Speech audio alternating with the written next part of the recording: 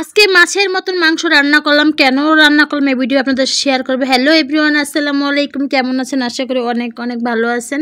তো যাই হোক, সকালে নাস্তা খাইতেছিলাম, তো ওই তো গরুর নেহারি আর পরোটা এগুলো খেয়ে খাওয়া দাওয়া করে ছেলেকে মাদ্রাসা দিয়ে আসছি। আসার পরে যে খাওয়া দাওয়া করতেছিলাম, খাওয়া দাওয়া করার পরে যে বারান্দাটা আসলাম, ফুল ফুল দেখলাম, ভালোই লাগে বারান্দাটা, প্রকৃতির সাথে মিশে যায় আসলে।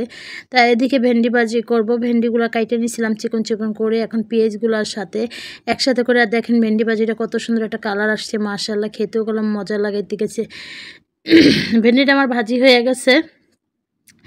আজকে ব্রয়লার মুরগি রান্না করব একটু ঝাল ঝাল করে, আর মাছ যেভাবে রান্না করে ওই স্টাইলে এসে ব্রয়লার মুরগি রান্না করব। বিলিভ আর নট, এত মজা লাগে এই মাছটা, এই মুরগির মাংসটা এইভাবে রান্না করলে। আমি আরও কয়েকদিন রান্না করছি, তো ভাবলাম আজকে মাছের মতন আবার মাংস রান্না করব।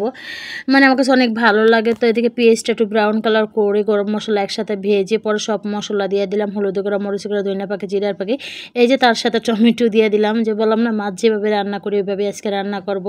তার সাথে মাংসগুলো ধুয়ে পরিষ্কার করে ভালো করে এখন মাংসগুলো দিয়ে দিতেছিলাম। মাংসগুলো দিয়ে ভালো করে ফ্রাই প্যানে লাড়াচাড়া দিয়ে পরে একটু হালকা পানি দিব। আর আমি যে কোনো মাংস একটু পানিটা বেশি করে কষাই, পরে আমি পরবর্তীতে পানিটা কম দিই। আর এভাবে একটু পানি গলে গেছে, পানিটা না দিলেও হইতো। তো যাই হোক, এদিকে মাংসটা ভালো করে আমি কষা নিতেছিলাম।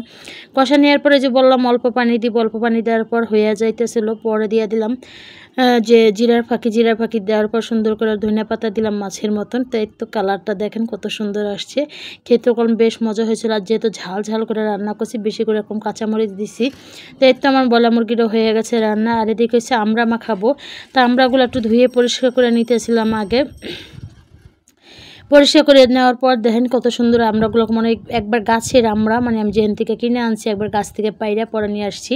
আর এদিকে আমড়াগুলো আছে কুচে কুচে ভর্তা করব, হাতে কাইটা না, মানে একবার আর এরকম ব্লেন্ডার মতো একটু হলুদ, সরি একটু মরিচের ফাঁকি, লবণের ফাঁকি, কাসুন্দি লবণ, একটু চিনিও নিয়েছিলাম সাথে। খেতে যে কি মজা হয়েছিল। তো এগুলো মিক্স করে আমড়াগুলো একবার যেহেতু চিকন চিকন করে কেটে নিয়েছি, আর খেতেও অনেক মজা হয়েছিল। তো যাই হোক, আমড়াটা আমার মাখানো প্রায় হয়ে যেতেছিল। আমি বিচিগুলো আলাদা করে নিতেছিলাম আগে, এটা মাখাইয়ে পরে বিচিটা একসাথে মিক্সড করে নিব। আমি জানি না বয়সেতে আসলে আমার বয়সের ভেতরে গলার ভেতরে কী হয়, আল্লাহ জানে, বয়স মাঝে মধ্যে বের হয় না। আর আমরা মাখাটা কম দুপুরের সময় খাওয়ার আগে কলম আমি খাইছিলাম। রান্নাবান্নার শেষে যেহেতু আমার রান্নাবান্না 10টা 11টার ভিতরে কমপ্লিট হয়ে যায়, পরে আমরা কেটে নিলাম। কেটে নেওয়ার পর আমরা সবাই মিলে খাইতেছিলাম।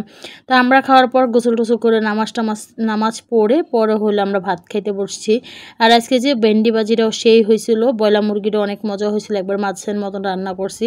খেতে যে কি ভালো লাগছিল একবার বলার বাহিরে, মানে একবার গ্রামীণ একটা খাবার।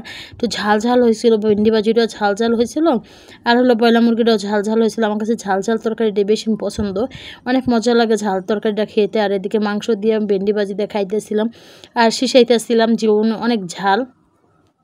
আমি ঝাল খাইতে পারি, কিন্তু পরবর্তীতে আমার গ্যাস্ট্রিকের প্রবলেম হয়, বুকে ব্যথা করে। তো যাই হোক, খেতে কম বেশ মজা হয়েছিল খাবারটা।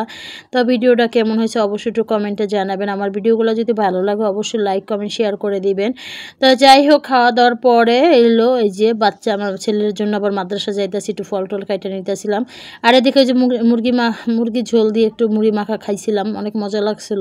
গ্যাসের প্রবলেম, তারপরে এইগুলো খাওয়া বাদ দিই না। তো সবাই ভালো থাকবেন, সুস্থ থাকবেন। আল্লাহ হাফেজ, আসসালামু আলাইকুম।